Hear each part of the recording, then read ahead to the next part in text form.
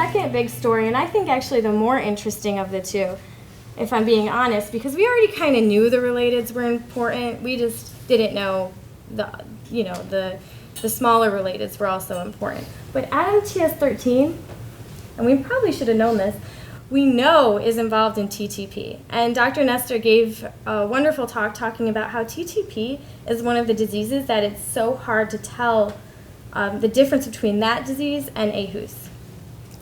And that's because they're very similar. So here's thrombotic thrombocytopenia purpurea. And you can see, so they have a pentad of symptoms, unlike aHUS where you have the three main symptoms, the triad. But you can see three of them are the exact same triad that we see in aHUS patients. And the other two neurological symptoms, you can see that in aHUS patients, and fever. So, obviously something's going on. Basically the same thing's going on, except in this case it's those von Willebrand factor strings, I'll call them, and compared to the thrombi that you see in aHUS patients. But both of them are shredding those red blood cells, and that's what's leading to all of this damage.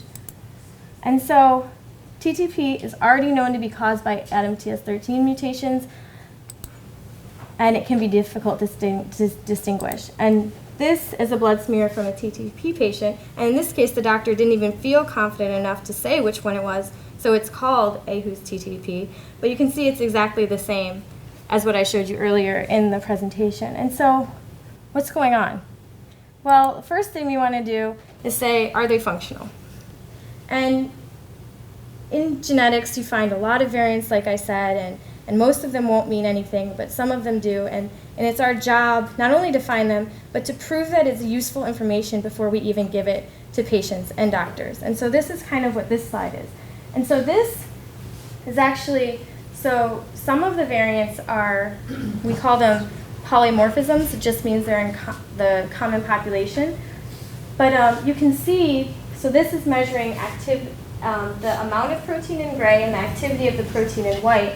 And this is one of the variants we found in an aHUS patient. So this is a change at position 618, and you can see there's a significant decrease in not only the amount of protein that's being made, but also the activity. And I'm not going to go in detail, but so you can see those two in red are variants we found, and then we found that the patients with mutations, again in ADAMTS13, have a much lower percentage of cleavage of those von Willebrand factors. And this is an in vitro assay, which means it's not in your body. It means that it's a little manufactured.